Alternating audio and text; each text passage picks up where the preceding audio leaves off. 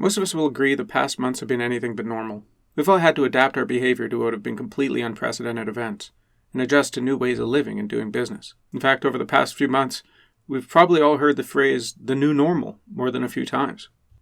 As the world tries to adapt to the COVID-19 virus, many organizations have had to change their ways of doing business, either physically distancing themselves from their clients, or closing their doors entirely, or perhaps a combination of both. And the business of market research is no different.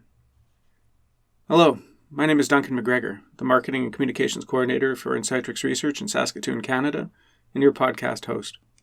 Just like the world may be some degree different than it was in February, this episode of Stories of Market Research will also be a bit different than those we've done in the past. While usually we've spoken to business leaders and research professionals from all over the world to discuss different aspects of the market research industry, this episode will focus more on our company, Insightrix, to tell our own story of how we're adapting to this new normal we're all looking to acclimate to.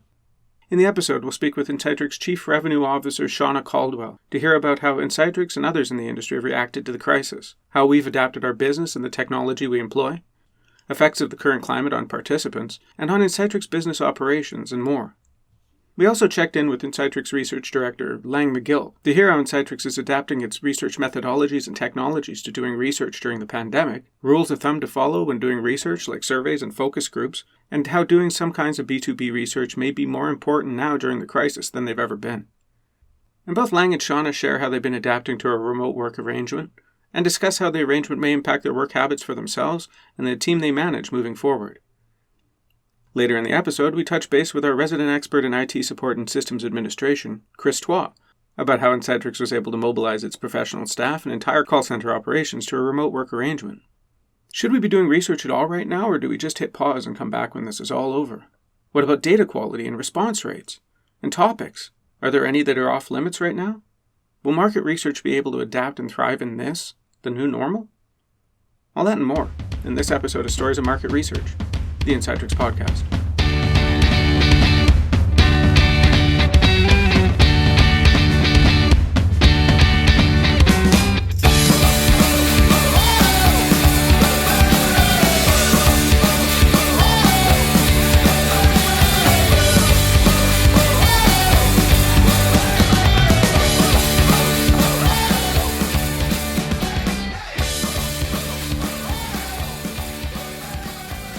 First, I spoke with Shonna Caldwell, Chief Revenue Officer at Insightrix, about how ways of doing business have been changing, as well as how the market research industry itself is reacting to the events of the past weeks. Hi, Shonna. Thanks for coming on the podcast. Thanks for having me. No, it's great to have you on. You know, you meet regularly with our clients and you're pretty plugged into with what's happening in the industry, so speaking with you is going to be really great. Yeah, it's good to be here. Well, speaking of the industry, what has the COVID-19 crisis meant to the MR industry as a whole? Like, what have we been hearing from others in the industry? It's a good question. I mean, it has meant, like, I guess any other industry, that things have obviously become uncertain.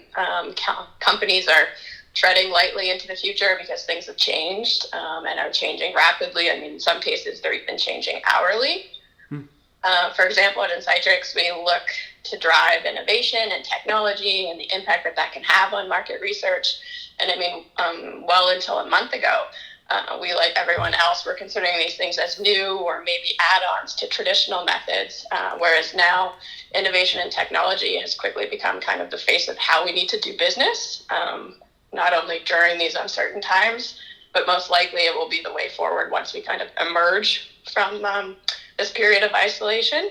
So in the case for many businesses, and not just Insightrix, but also for our clients. So when we think of like the impacts of COVID on market research, data has become more important than ever, I would say.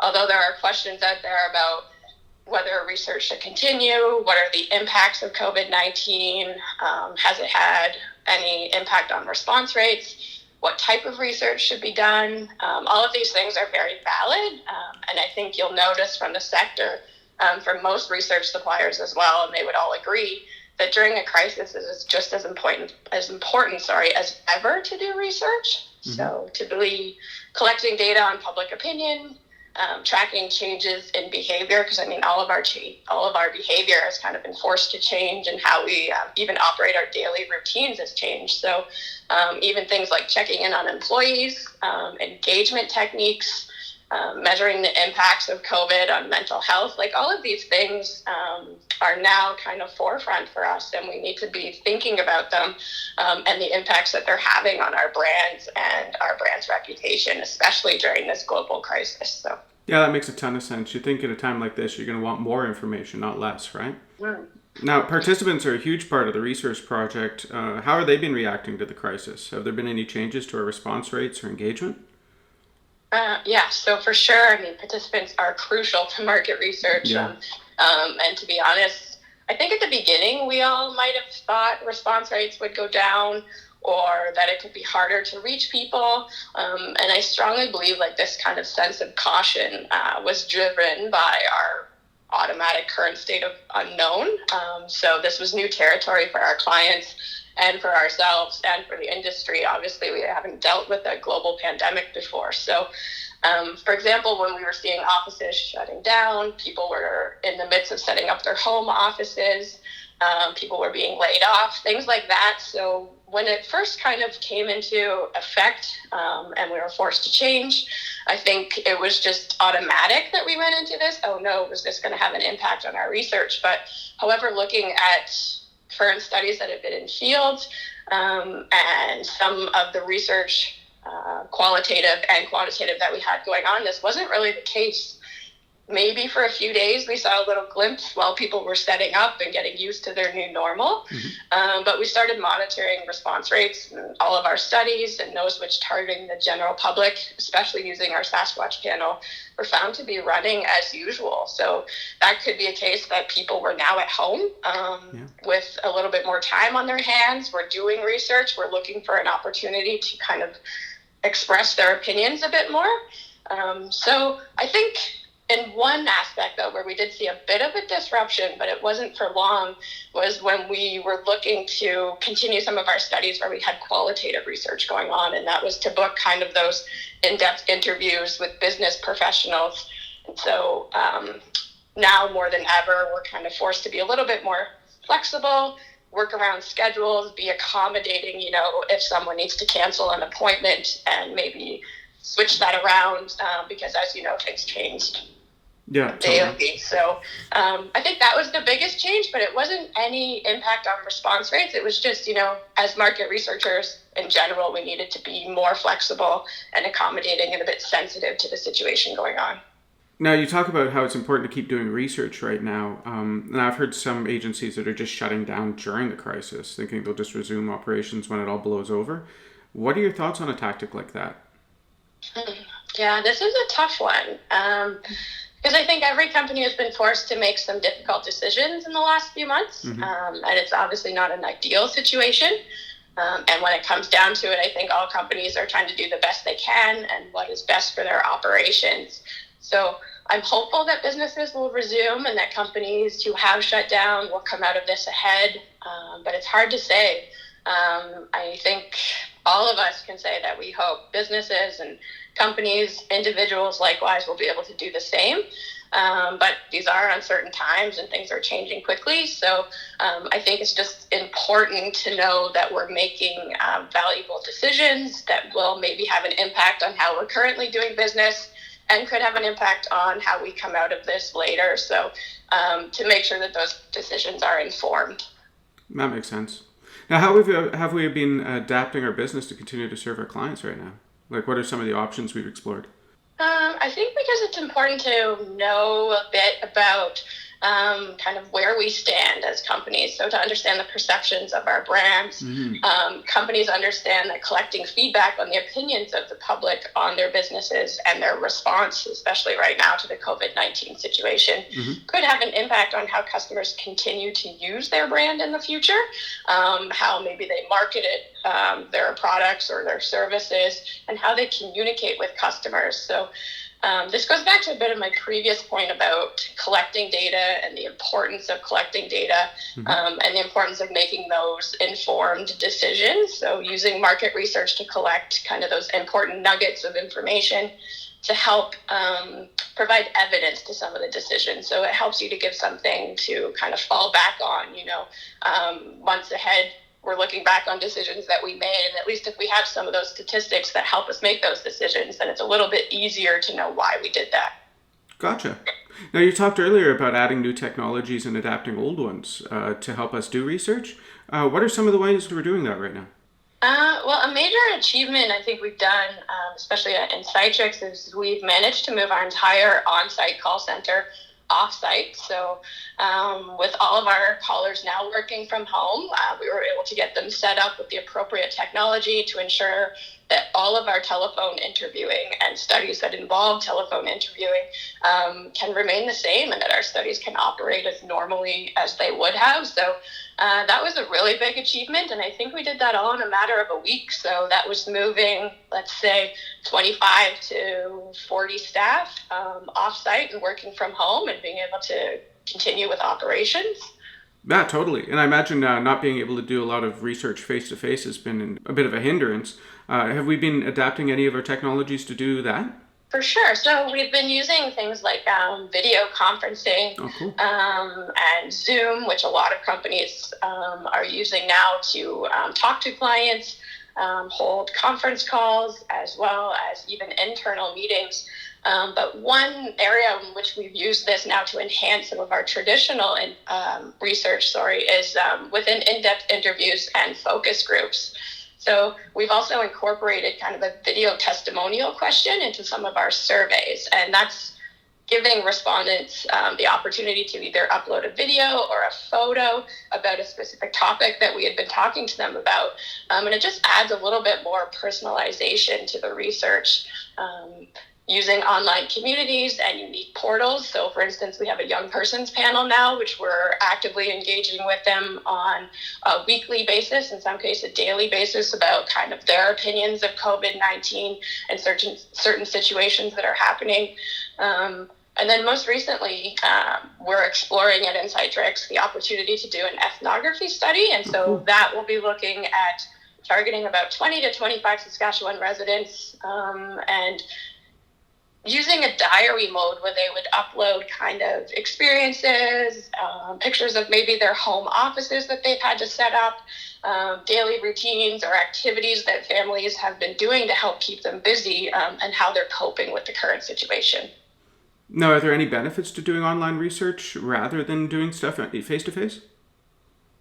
Well, I think conducting research with an online sample is just as relevant as ever. And it serves a purpose, especially when you're looking to target the general population or to target a large sample size.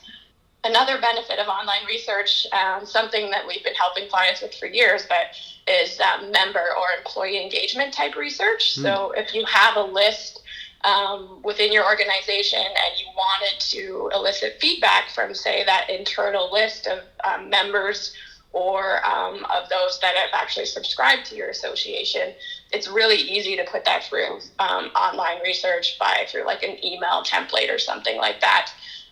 Another benefit, and especially during the situation and COVID that we're going through right now, is using online methodologies to help companies continuing to collect feedback. So especially when it comes to qualitative research. So moving traditional focus groups online, where you can have your moderator and it would just act like a Zoom video conference call, but you could run it based like a simulation of a focus group room, but it would all be done online. So that's something that we're also looking to explore. That's really cool. How has the current situation affected business operations for Insightrix itself? Well, to be honest, I guess other than working from home, spending more time on video calls and maybe using the phone a bit more to talk internally, whereas before we could just swivel our chair around and maybe talk to each other in the office, I think business has continued at Insightrix. I think we have seen the biggest adjustment in our team meetings and ensuring that we all still connect with each other. But everything, other than maybe those first few days, like we said, where most companies probably went through the same thing, that our staff was trying to set up at home, get used to the new normal. And I mean, we were even just having this conversation prior to this podcast, but using Slack and using other technologies and the availability of staff, I think we've been managing it really well. Mm-hmm. And I can say from my personal experience with managing a team and working with other employees in the office that I think we've done a really good job, and business seems to be operating as per usual. That's really cool. Now, working from home, it's been a bit of a challenge, but like you're saying, it's kind of something that we've all been getting into too. What's been the best part for you? Honestly, I think I can say that I've actually really enjoyed working from home. Cool. As I mentioned, I don't think I've spent this much time on the phone before. Yeah. So, of course, at first that was a bit of an adjustment, whereas before, like I said, you could go and just talk to someone in the office. Now you're actually calling. And I have found that, meetings are maybe going a little bit quicker or more efficiently because we are on the phone, so that could be a positive thing.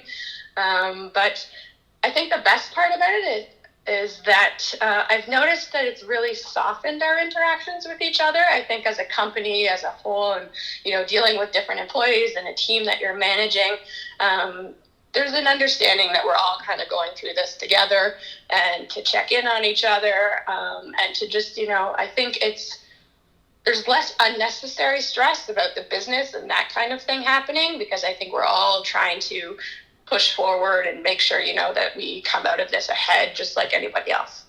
Has there been any part you'd wish you could change?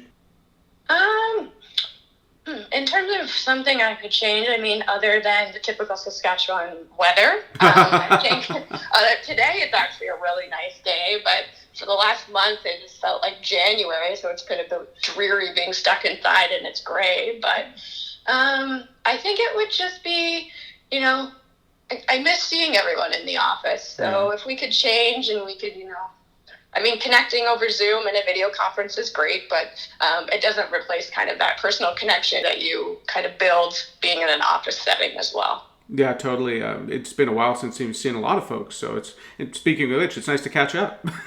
Yes, for sure it is. Very much. How do you think that this current crisis might affect your work habits moving forward? Interesting. I'm not sure how much it's going to impact, because it's hard to know exactly what working conditions are going to look like when we come out of this. Fair enough. But I do think that every single one of us has probably at some point had to reevaluate how we do work. Now that we are being forced in kind of a new working kind of environment. One thing that I know that it has helped me is definitely prioritizing things. And so I think that will be something that I can at least take with me, is kind of knowing how I dealt with that a little bit on this end, and making sure that those most important priorities are the things that get your attention first when we come out of this. Well, that's awesome. It's been really great having a chance to catch up with you. No, yeah, it's been really fun. Thanks again.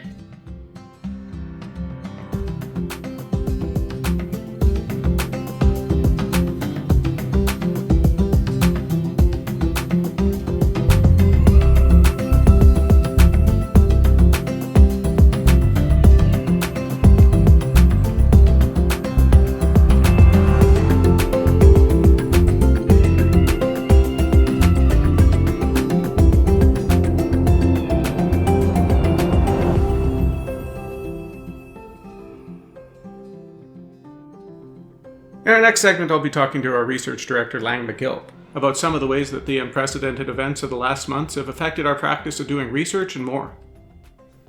Hi, Lang. Welcome back to the podcast. Well, thanks for having me, Duncan. Well, it's great to have you back on, especially with the current goings-on. I imagine our clients have had a lot of questions over the last month or so. What are some of the more common questions you're hearing from our clients? Yeah, for sure, Ian. It's been a bit of an evolution that I've noticed. When things really started to unfold in mid to late March, the first question was, "Hi, are you still there?" And we're like, "Yep, we're still here. We're still doing stuff. Research still continues." Second is, "Okay, I got some projects in the field. What do we do? What should we do about them?" And so we kind of answer those questions and say, "Yeah, let's carry things on through, and not to worry. We can take a look at the results afterwards." The third sort of level we heard was, business to business research. So what, because the businesses are particularly small and medium businesses are being hit quite hard. They've been unfortunately having to temporarily shut down. Is it even appropriate to be contacting them right now? So, we had to work through that quite a bit. And then after that, it's sort of the next layer of things was, okay, we've got ongoing tracking studies. We've got metrics and targets that are being set. What do we do about those? Is there going to be a blip, or is there going to be strange feedback that we're going to get? Is that going to impact things? And so the next sort of hurdle that is sort of where we're at right now is when's it appropriate for me to start a new study, and is this the right topic to be discussing with people right now? So it's been sort of a staged kind of layered. I'm almost calling it like a video game where you go through one layer, then you go through the next and the next. So we're kind of on level 5 right now. Hey, awesome. How close is that to the boss? So we're doing a lot to adapt our research right now to the current crisis. Can you speak to me for a second about how we're doing that? Usually we do a lot of research face-to-face, like focus groups or interviews. How are we adapting that to an online space? So in that case, obviously anything that had been scheduled or planned to be in person just simply needed to stop. And so in some cases there was a pause or a delay if it was kind of a sector or an industry where, there's such disruption that it's not really appropriate to talk to them, such as, travel related information or something like that. But in other cases, we were able to navigate and shift to more of an online environment. We've got a couple different techniques that we're pursuing with that. We've been doing chat-based focus groups for quite some time now, over 10 years in fact, but it's been more sporadic, and I think now it's really coming through as a strong thing. We even saw before all of this crisis unfolded that there was a greater interest in moving to chat-based groups. So basically you bring a group of people together, you recruit them, they're all online at one moment in time. As a moderator, we have all our questions pre-planned, pre-organized. We post them to people, and then they, almost like instant messaging in a large group, they all just provide their responses and go through that way. So that's proving as a really smooth transition method to get going. We also have been doing more video-based focus groups as well, and it's just similar to a Zoom or a WebEx or a Skype meeting that people probably have done with coworkers or loved ones or friends and that kind of thing. It's generally the same kind of environment where we get people to come in and we're kind of seeing each other through our webcams and ask questions and go along through that. What's working the best out of it? I think it really depends on the methodology or what the specific research objectives are. Okay. In some cases, a chat-based group is actually almost more helpful because the dynamics of the group are diminished, in an in-person group and even in a video-based online one. There's certain personalities that perhaps are a little more vocal, extroverts kind of ring out, that kind of thing. So some mitigation efforts that need to happen on there. In a chat-based group, although people's names are tied to their posts, you don't really build that same connection of who said what. And so you don't have the same kind of group dynamics. The introverts feel far more comfortable just, contributing in a chat-based environment. So, if it's a sensitive topic or something of that nature, the online chat-based works well. Or if you've got, people from around the world and you'd be a little concerned about latency and things like that, it works well. A video-based group works better when you've got a really complex topic that you're going through and there's need for the moderator to break things down and explain things in greater detail, which can be sometimes a little tedious to do because you're dependent on how you phrase things when you send a post. In terms of, circling back to that, I mentioned the 2 focus groups modes as an option. There's a couple others that I was thinking of, and one is, online communities. So that's bringing people into an environment where they can have an asynchronous discussion where basically not everyone's online at the same time, but you've recruited them to participate in a specific activity. It gives you the benefit of doing it over the course of a few days, where day 1 you introduce a topic, day 2 you get into the meat of it, day 3 you do the wrap up, and it doesn't have to be just 3 days. There's all variations and combinations, but that's a very handy approach as well to getting feedback from people from all over the place. And the other thing that we're seeing more is like ethnography based kinds of things. So rather than go and observe people or ask them things, you can harness the benefits of technology where they can document such information through a mobile browser. A mobile app, and that way then they can document when they're doing this or when they're doing that, take pictures to illustrate usage of things within their home. So those kinds of things are definitely emerging more so as well. I can see that being really, really useful. Okay. So the surveys we're running, we've always done a lot of our surveys online, but I imagine we're adapting them to the current climate. What kinds of surveys do you see that may require a little bit of tweaking? Well, that's a good point. I mean, when we've got surveys that are related to, say, a customer experience that's just taken place, it's important to remain sensitive to the respondent who might be going through some hardship, whether it's employment or income loss within the household, or even perhaps if it's a business person, feedback on, things when they're not able to operate. So we've definitely layered in some information at the beginning of our surveys in those cases to really say, hey, we know this is an unusual times right now. It might feel odd to be getting a survey from us, but it's in times like these that is really important for us to be able to get your feedback to make sure that the service level is meeting your needs. So, those post-contact surveys, that's where there's value in having that kind of thing. If there's surveys that are more general in nature and that has really not much connection with what's going on with the crisis, I don't see a great need to bring that topic up. So it does vary and depend on things. Okay. Any rules of thumb to keep in mind when you're designing a survey right now? I think the key thing is to make sure that what we're doing with people, to make sure it's relevant in their daily life. Now, we could say that's always important, but there's some times where we want to learn information from people, and there's greater benefit for us than there might be for them as a consumer or as a customer. But in this time right now, it's probably really important to make sure that we can convey to people, I need your input right now because it will help this or that down the road, so that they can see, okay, now I know why they're taking the time. And we actually see that in the open-ended comments that we get from respondents. When they're completing their surveys, we'll say, do you have any final comments or anything like that?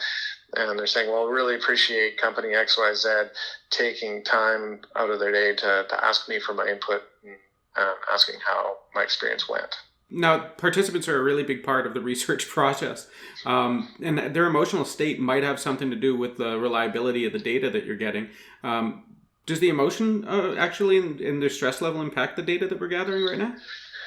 That's a question that we've sort of heard a few times, and so far I haven't really seen any great deal of evidence to suggest that people are in a difficult mind frame which would impact how they would contribute to a study. In fact, I was just on the phone with a client earlier today, and they had gone through the results within the data file quite deep, and they even commented, it looks like people stayed quite on task and throughout the survey and made an honest effort and gave quite a bit of detail in their answer options.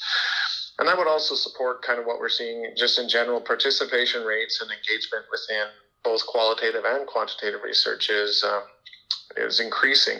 I think it's probably because a lot of us have extra time on our hands being at home and not taking kids to activities or having to travel for work or whatever it is. So there's ability for a little bit more of that kind of interaction. And do you see data changing day to day with the situation changing every day? It depends on the kind of questions you're asking. So in terms of, say, an experience post-contact or something like that, no. If it's, not seeing a change occurring there, or even just general opinions on things perhaps such as food or brand impressions of an organization, unless that organization is really actively involved in or impacted by the COVID crisis. Where we are seeing some pretty big shifts is at Insightrix, we're doing a weekly, what we call a barometer of Saskatchewan residents and how they're feeling. And it's quite stark, the opinions and changes, both in the level of stress that people are reporting, self-declared stress on a week-by-week basis. Is we're seeing that number go down at a fairly high rate. And even outlook for the coming weeks ahead. 2 weeks ago, we had 60% of people feeling that the weeks ahead were going to be worse than better. And now just 2 weeks later, fast forwarding, I just pulled numbers this morning, and that number is from 62% down to about 25%. So that's a really sharp change, something that I haven't seen, throughout my years working in research, to have a number go that dramatically different that soon. That's cool. It shows the value of trending the data, right? Especially in time when you're dealing with situations that change so often. Exactly, and that's probably why we're doing that study, is to just see, is there a shift in people's mindsets and that kind of thing. And even within that barometer survey, we do have one question asking about people's self-reported state of mental health. And we are kind of thinking that there might be a little bit of stress on that, and maybe, if things start to improve over time, that might change. It's the one question that hasn't had any shift to date over the weeks of tracking. So even though stress levels are going down, outlook for the weeks ahead are improving. Self-reported mental health has remained constant and actually fairly positive. So I think that just shows the resiliency of people to deal through the various adversities that happen and try to remain positive. So I think that does help support the idea that, customer satisfaction tracking studies and things like that may see not too much of a change because of all of what's going on. We deal with a lot of companies that work in a predominantly B2B space as opposed to a B2C space. Should they be doing research right now when a lot of companies have been forced to close up shop?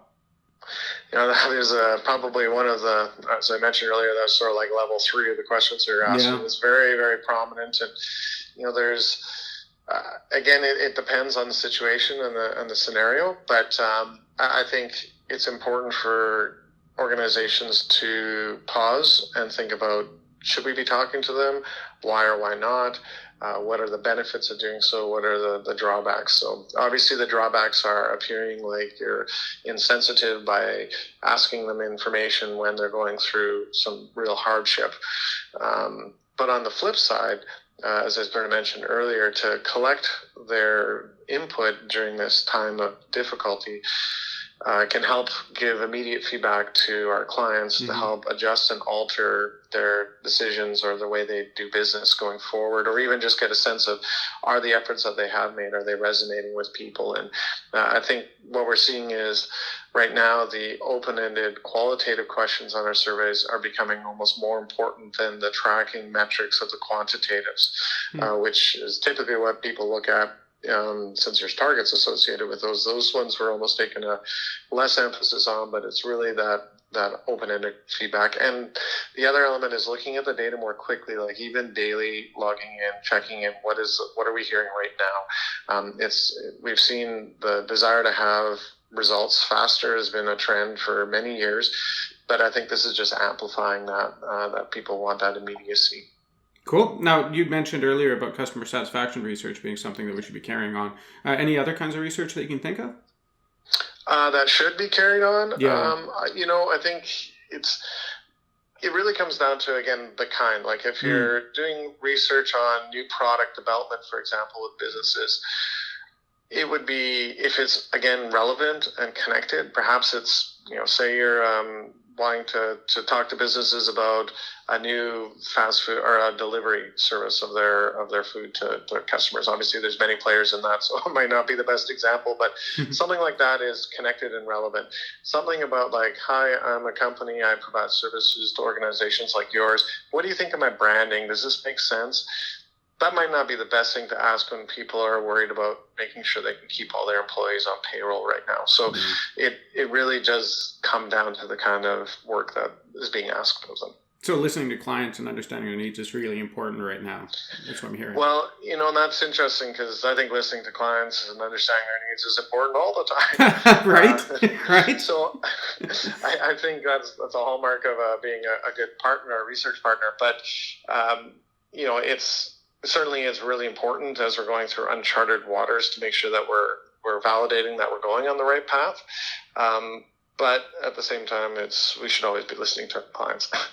Are there any specific ways we've helped our clients lately through listening and responding to their needs? In one case, we had a weekly tracking program, and there was uncertainty. This is about 3 weeks ago, and we were uncertain whether we should be talking to businesses, and it was kind of one of our, early on examples of that. And we looked at the results, like I said, on a daily basis, pulled them, gave them to the client, gave some specific examples.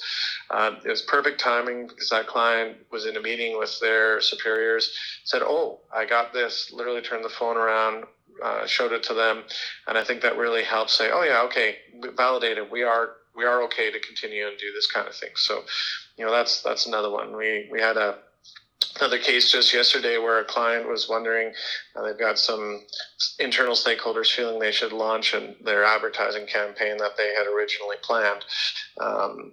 And it's on sort of a sensitive or an emotional topic. And, the concern was, is now the right time to kind of bring an ad out that might trigger some feelings or emotions among people of more of a sad nature. And so, through some secondary research and some other nuggets that we've gleaned from other studies, we were able to give a little bit of feedback and say, a lot of advertisers are adapting what their messaging is right now to put it in context. And so if you just run an ad that's sort of been in the bag and was ready to air anyway, without that, it could maybe not necessarily be perfectly received. So, that was another element where we're leveraging that relationship and the industry knowledge and our own learnings as we're going through this uncharted territory together.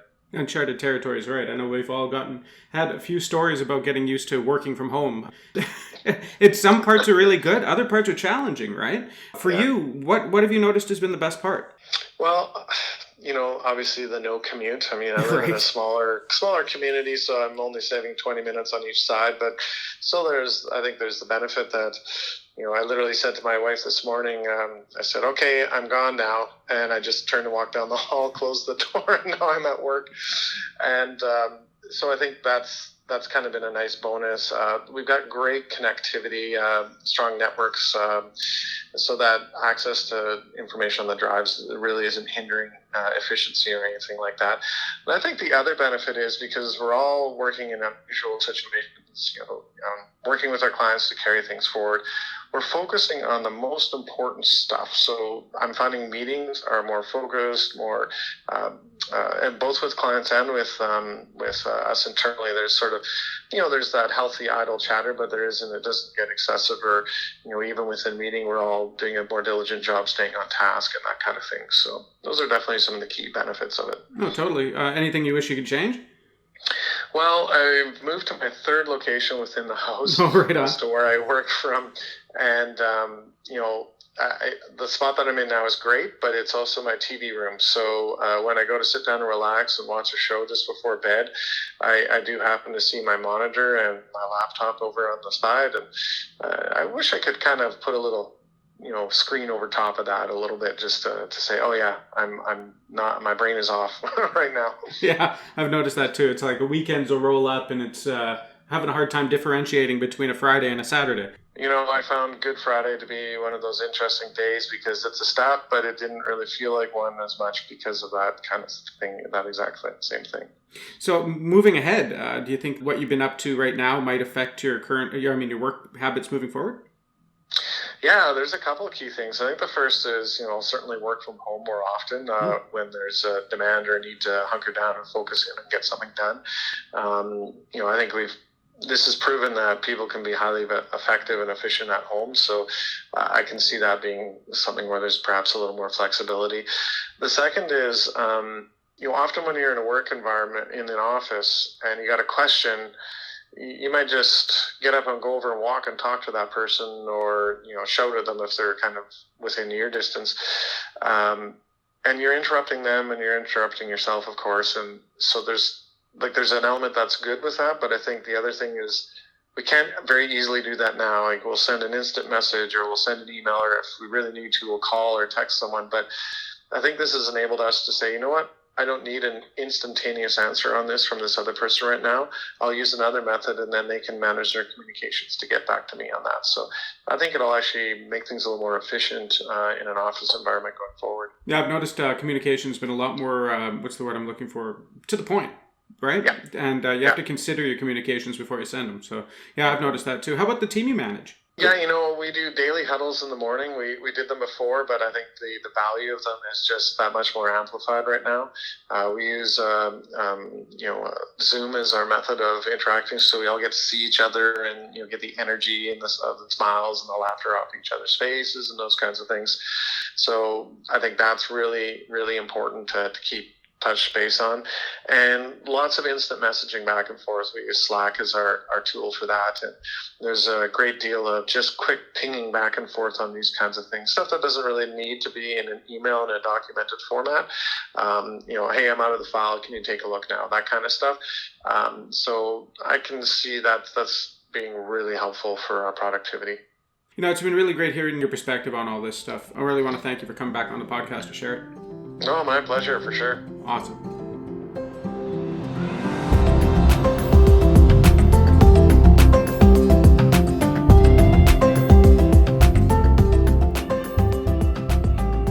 Our final guest is Chris Twa, our local IT support and systems admin, and we'll be talking about some of the challenges and opportunities he faced moving the entire Insightrix professional staff and call center to a remote working arrangement. Well, Chris, thanks for coming on the podcast. Thanks for having me. Oh, we're glad to have you on. As a response to the current COVID-19 crisis, we recently moved many of our staff off-site so they could continue working remotely. What did we do to help our professional staff move to remote? We were pretty lucky. We had a staff that a lot of staff users have been working remotely in the past. And the main technology that we were using to go remote was VPN, virtual private networking. And VPN is designed so that a remote computer can connect to another network. In this sense, the Insightrix Office network. And so we had a number of users that were familiar with the technology. They knew the limitations. They knew they had this experience with it. So a lot of it was very straightforward. But some parts were a little bit more complicated. There were some users that didn't have it, and Insightrix was very proactive on this. They wanted to get as many people out of the office as quick as possible. And so that surpassed actually our laptop fleet. So we had to, make do with switching desktops over to VPN, whereas normally we had just done it with laptops. Yeah, for a while there, it was almost impossible to beg, buy, or steal a laptop anywhere, right? So it's cool that we were able... Yeah, it was interesting. And we saw that too, in the distribution channels where... lower end laptops that are generally, more used by students and home users and whatnot. Those are still available, but business grade laptops, they're gone. You just couldn't buy them. And you're doing IT support right now for our professional staff as well. How's that going? It's good actually. Cool. I like it. I know. There's always some difficulties when you're doing remote support. For example, sometimes it's hard for staff members to gauge how busy you are because they don't have any visibility. They don't know. But I think all in all, I felt it's gone pretty well. Insightrix has a ticketing system for managing that, so. Those requests, they were always supposed to come in that way anyways, but now it kind of enforces in that because there's no just going into the office and grabbing somebody. So it's been good. And you've been able to do a lot of your fixes remotely, I understand. Yes, yeah. So we have ways so that we can access centralized control, administrative control for people who need access to systems and controlling that flow. So we're able to access that remotely ourselves. And then as far as for things that need to be done on the desktop computers, we have tools that we're able to use. We had kind of a urgent approval was required for use of one of these tools. But, as I said, though, this is tempered by the fact that many of these computers had been successfully used remotely for a while now. So there wasn't all of a sudden we got to set these up all differently. They had already been used. It's been their computers from before. So we didn't see a huge uptick in the number of support requests. Now, we don't just have a professional staff at Insightrix. We actually have a large interviewing staff that work in our call center, and we've had to move them to a remote work arrangement as well. How's that going? That was definitely the most challenging part of it. We have an in-house VoIP system, and which was actually already kind of it's on the horizon. It's in the twilight of its years, and so we just started the process of looking at replacement. And suddenly it's like you're driving the same car for 8 years or something like that. You're thinking about getting a new one, and then at the last year of its life, all of a sudden it's just like, oh, actually, we need this car to act like a semi-truck or something, right? Like there's a dramatic change in the requirements that happen very late in life.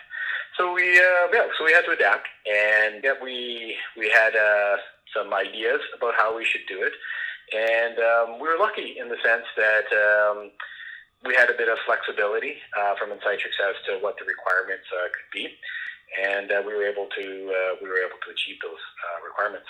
So moving all of these staff at home, I think the biggest challenge was, the IT part of it was significant, but there was a huge challenge just from like a human resources angle, like getting all of these people their computers and instructions on how they're going to do their job in a significantly different manner.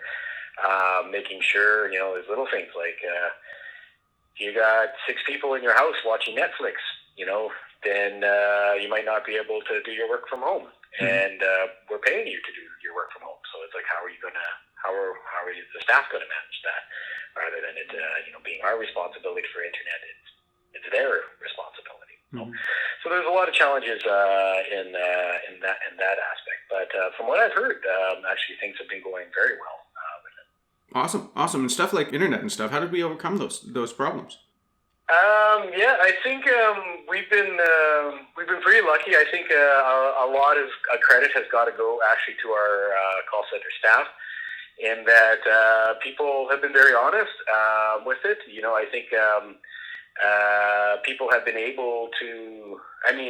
You know what it's like working remotely. Yeah. Like there's tons of challenges, and these call center staff. They have these challenges. Plus, they can't have their kids asking them for something while they're on the phone. They can't have that. So the fact that they've been able to kind of pull this off, really the credit goes to them in that they've been forced. The supervisors have been very forthcoming with what their expectations are, and call center staff have generally been very good at meeting those expectations. Well, it helps that we have really great people. Moving moving a company into people's houses isn't something that people do that often. Is this something you've ever done before on this scale? Definitely not on this scale. Yeah. This is it was kind of organized chaos. It's weird. You don't. You're a professional staff as well. You don't really feel like your job. There should be adrenaline. We're not professional athletes or anything. But it's a rush. You have this huge problem, and we set up this call center, and its current implementation is we're somewhere around 5 or 6 years in, and really the current one was an outgrowth of a very similar model that existed for at least 2 or 3 years prior. We just essentially had to switch 9 years of experience in a week, and so it was very dramatic, and it was exciting, and best of all is it worked out. It's always best when it does, right? Yeah, for sure. Right on. Well, thanks for coming on the podcast and sharing this stuff with us. It's really informative for me. I never really get to see the nuts and bolts of how it actually happens. Usually I just, make IT requests. So it's really informative. Thanks for sharing. Yeah, not a problem. All right. Have a good one. You too.